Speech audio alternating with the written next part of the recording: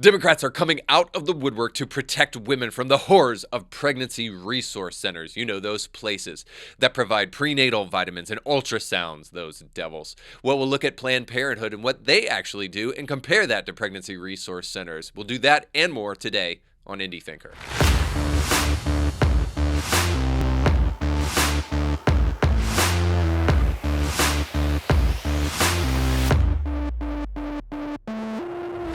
Don't forget that today's show is sponsored by Element Home Loans and our friends over at the Kevin Blair team. If you're looking to refinance a home, purchase a new home, or just get your financial future secure, maybe by investing in some real estate, it's not a bad idea in the midst of 9% inflation and growing.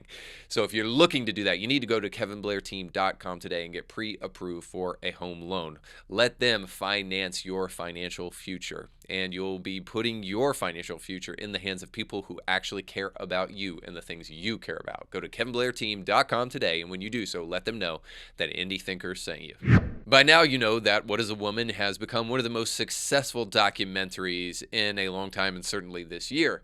It shines a spotlight on the transgender movement in America and asks the question, as the name suggests, what really is a woman? Because if we're going to go through the trouble of full body plastic surgery, chopping body parts off people to turn them into a woman, we might want to make sure we know what a woman is prior to going through that drastic step. So the documentary is fantastic. You can go back to a past episode and you can watch the review that I did on the documentary. And of course, you can go on the Daily Wire to watch the documentary. However, in the process of the documentary, something really interesting happened that's kind of such a side note to the full film and to the other things that the film is trying to accomplish that I felt like I wanted to circle back, Jen Psaki style, and take a look at one of the interviews that Matt Walsh did with a woman from Planned Parenthood, if she wants to be called that, that is, woman, you know. Don't want to make anybody triggered. Nonetheless, but he did an interview with this woman, and she's from Planned Parenthood, and it shines a little bit of a light on the services that Planned Parenthood has kind of evolved into in this modern era. So here's a little bit of that.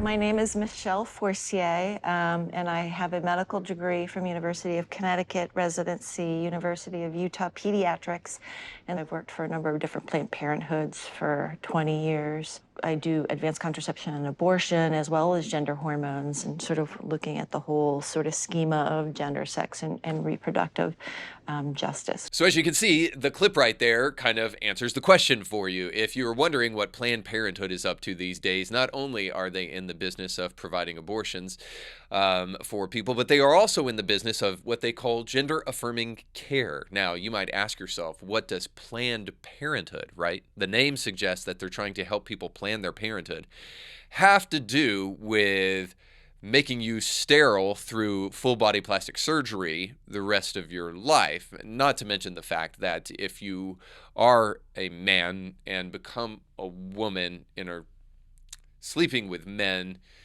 you're not going to get pregnant. So hardly planning parenthood in the gender-affirming care business, right? This reminds me of the kind of often quoted thing right now that you're hearing from people on the left, that the overturning of Roe v. Wade was a LGBTQ issue. So I mean, I'm not the smartest guy on the planet, and no, I didn't go do any gender studies classes when I was going through school because they didn't exist by and large. Thank God for that. So no, I'm not an expert on gender studies, but I could be wrong here. But certainly the LG thing, you know, the LG thing and the LGBTQ don't really, lesbians and gay people typically don't have issues with getting pregnant, as far as I can tell, unless they've just totally reinvented reproduction in this generation, along with creating gender categories that don't exist.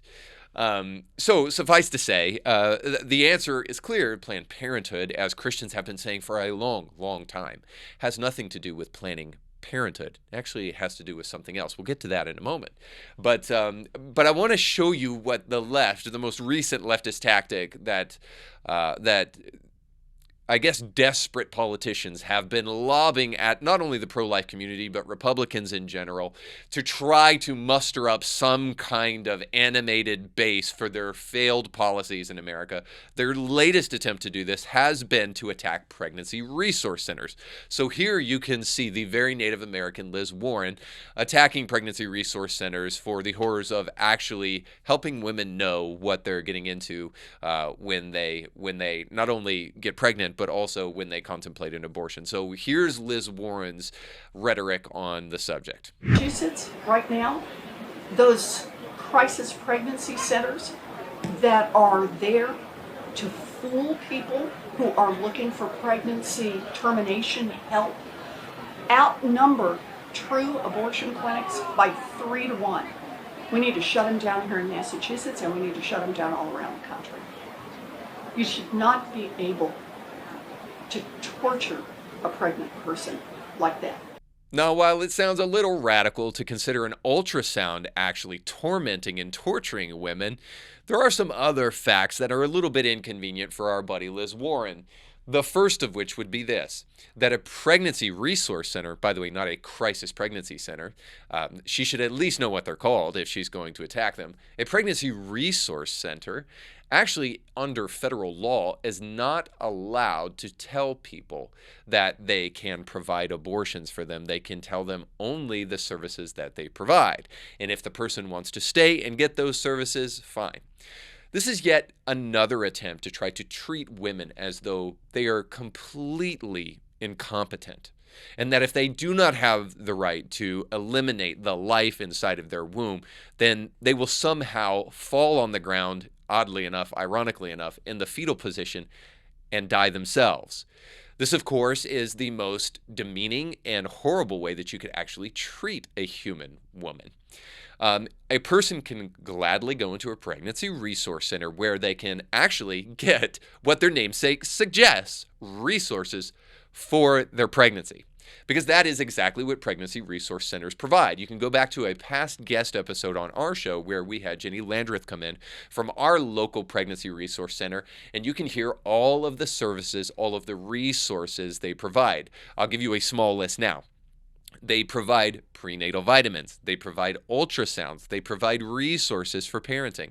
They even will help you find organizations that can help you if you want to put your child up for adoption. But more importantly, they encourage you to parent your child and to become a future parent. And so what they will do then is they will not only help these people, these clients that come to their business, men and women, the dads and the moms. Yes, those still exist. They will help those dads and moms find jobs. They will help those dads and moms find financial resources that are given to them by nonprofits. They will help them find education. They will help them find car seats. They will help them find cribs. They will help them find resources for childcare. They will help them find so many resources that I cannot all name them now. They will help somebody if they're interested in getting married and aren't married. They will help them find marital counseling. So suffice to say, hopefully you understand the dichotomy here. Pregnancy resource centers provide resources for people who are pregnant, whereas Planned Parenthood provides very little in the way of planning parenthood. Or I guess the only way that they do help you plan parenthood is by eliminating your need to consider yourself a parent. Now, I'm not going to suggest that simply Planned Parenthood only offers abortion services, but of course we know that that is the vast majority of what they do. So a couple more things to say about this. First off, I would just say this for our friend Liz Warren. Of course, the first sign of a guilty conscience is that you point your finger and accuse other people of doing the very thing you are doing, which of course is what places like Planned Parenthood and the Democrats are doing by not telling people the horrors and the reality of what an abortion truly is. So when she says torturing women, of course, this is what places like Planned Parenthood actually do. There's another thing that you should know is that pregnancy resource centers aren't reliant upon government funding like Planned Parenthood is. They're actually reliant upon private donors.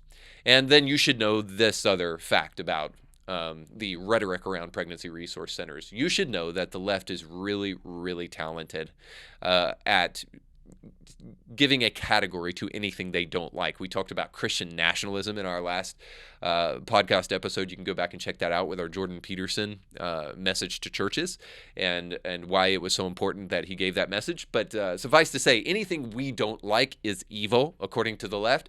They're not willing to get into conversations with people that they disagree with. They are only willing to castigate.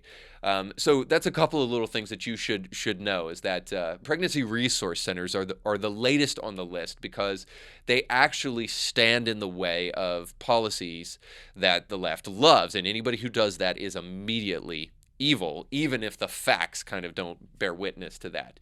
So let's get to some of those facts, shall we? Because if we want to show some differentiation for Planned Parenthood, then I think it's only fitting that we, at first, give a list of the services that Planned Parenthood provides. So if they truly are helping people plan their parenthood, then let's look at their services. All right, so the first, of course, is abortion services.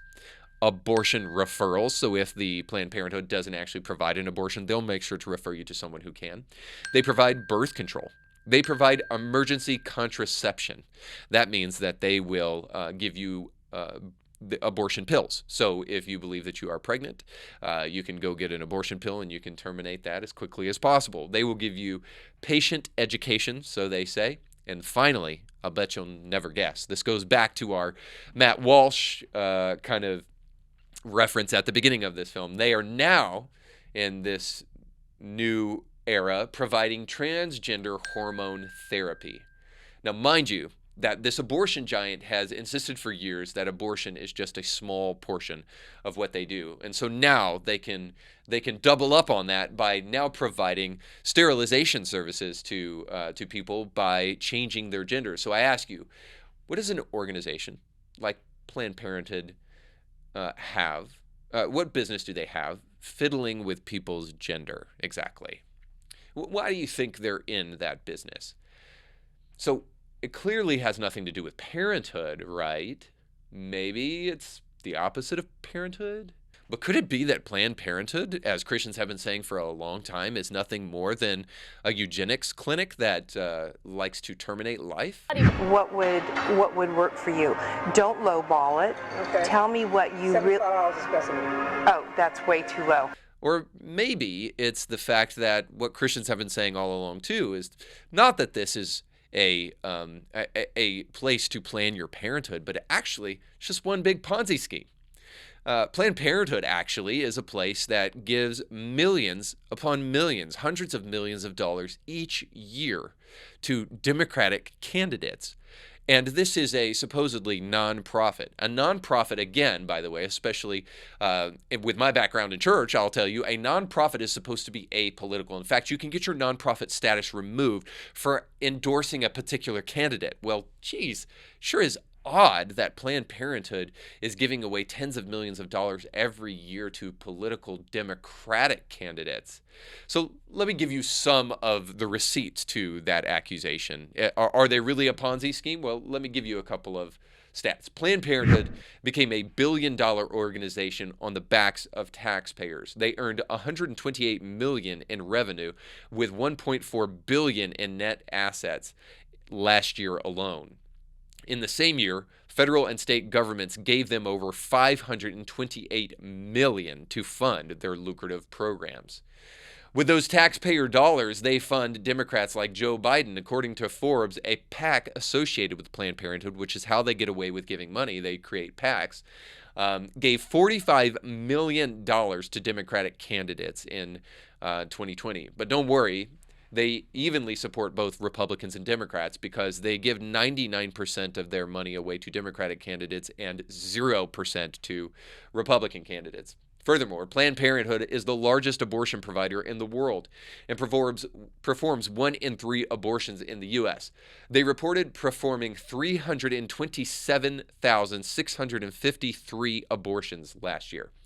Former employees have even made allegations that there are mandatory abortion quotas. In other words, they must abort so many other babies so that they can keep their numbers up.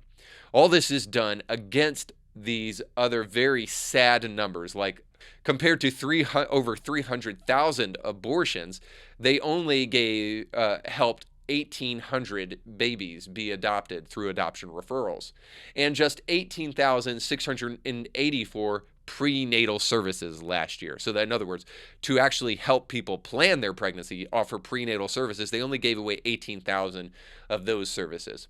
So even cancer screenings at Planned Parenthood have decreased 50% since 2004.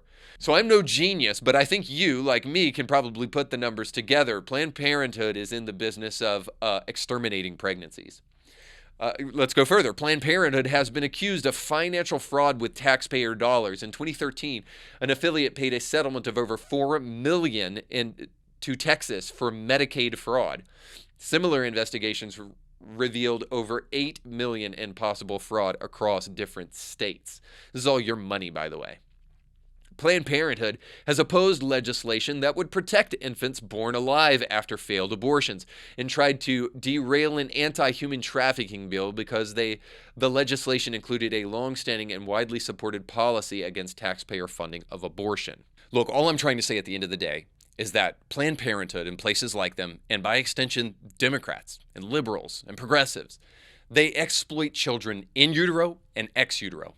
So in utero, in the womb, obviously through abortion services, and ex utero through things like quote unquote gender affirming care and the transgenderism of our day.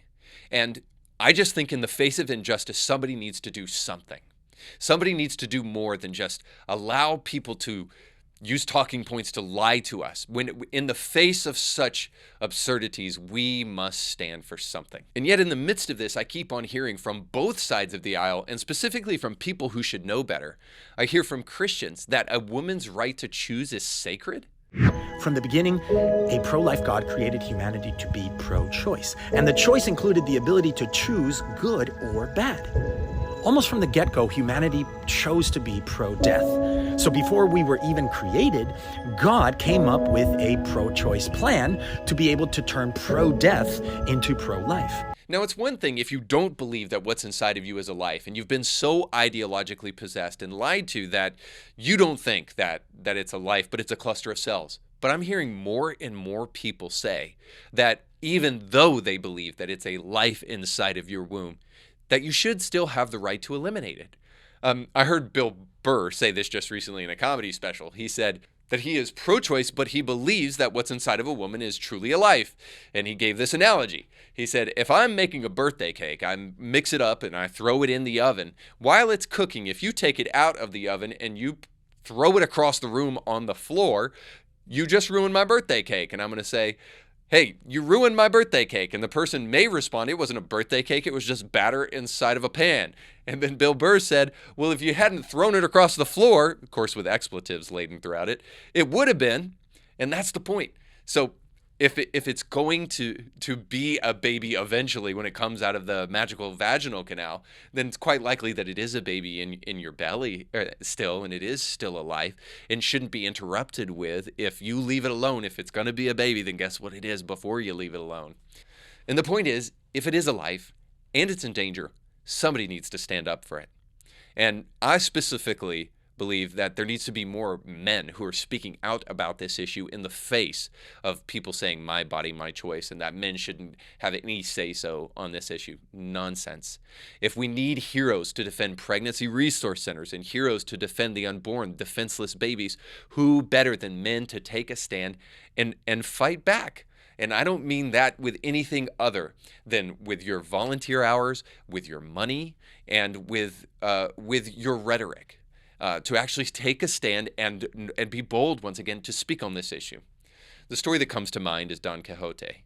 Now, I know you probably all think you know what Don Quixote is all about because you read it in high school or something like that.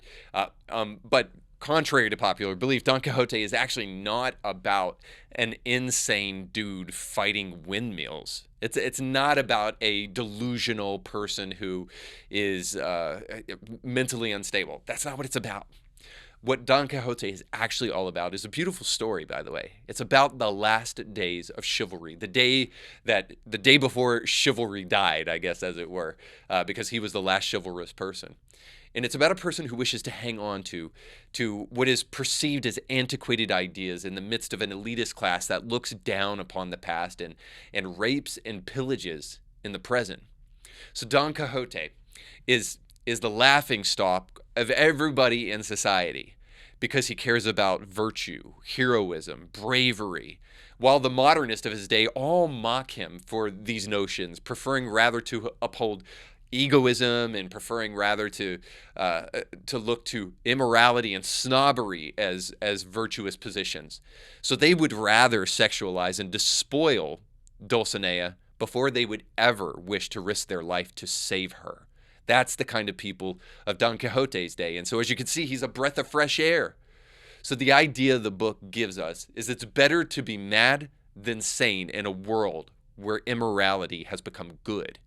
And the story teaches us this: all men need something to stand up for. They need a dragon to slay. Well, I've got one for you.